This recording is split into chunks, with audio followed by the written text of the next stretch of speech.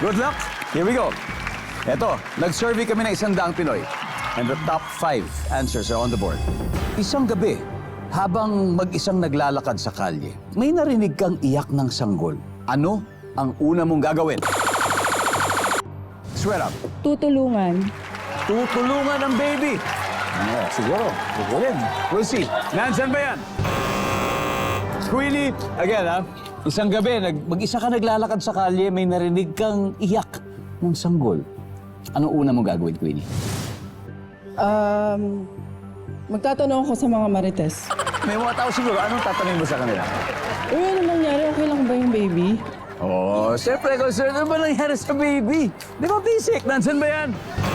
Wala rin. Shaha. Again, isang gabi naglalakad ka sa kalye, may narinig kang baby na umiiyak. Ano una mong gagawin? Tatawag ng pulis.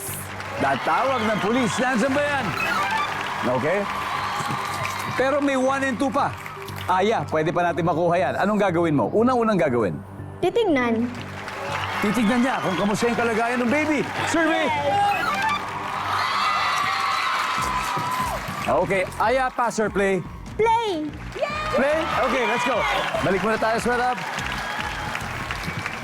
Habiba, isang gabi, habang mag-isang naglalakad sa kalye, may narinig ng iyak ng sanggol. Anong una mong gagawin?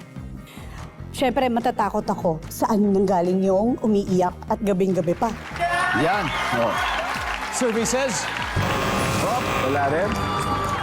Nazia, gabi, naglalakad ka, mag-isa sa kalye, mag-isa ka, tapos may narinig kang iyak ng sanggol. Tatakbo.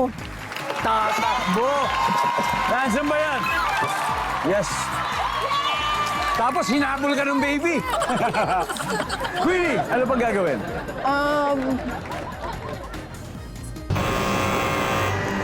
Timmy Dadari, usap na kayo? Aya, ano pa kaya? Magtatanong. Magtatanong ka Baka may tao doon. na ano tatanungin mo? Kaninong bata to? Kaninong anak to? Bakit may bata rito? Survey! Wala! This is your chance to steal. Again, isang gabi, naglalakad ka sa kalye, may narinig kang sanggol na umiiyak. Ano gagawin? Bibigyan ng dede kasi umiiyak. Oh, wow! Hindi pa? Yes. Sa akin naman po, deadma. Dead ma lang. Kasi baka tiyanak yun eh. Naglalakad ako tapos umiiyak. Saha? Kakargahin ko. Ay, Kakargahin. And of course, ang ating final answer, anong una mong gagawin? Bibigyan po ng dede. Tama kaya, bibigyan ng dede. Nandiyan ba yan? Wala! So round 1 goes to Team Manisan. They have 86 points. Team Idadari, there's no reason to worry kasi umpisa pa lang naman ito. So, okay lang. Marami pang pagkakataon. At may dalawa pa sa board na hindi nakukuha. Ibig sabihin, may chance ang ating studio audience panalo ng 5,000 pesos!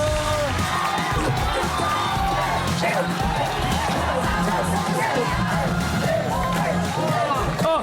Pare! Ano? Okay. Anong pangalan mo? Ako po si Eman, Eman, tiga saan? taga Bulacan po. Eman! Opo. Oh, imagine mo, Eman, ha? Isang gabi, maglalakad ka sa kalye. Tapos may narinig kang iyak ng bata. Gagawin, una mong gagawin. Magdadasal ko po siya. Pagdarasal! Opo. Survey says... Whoa! Wow! Congratulations, pare ko! Thank you po! Pwede.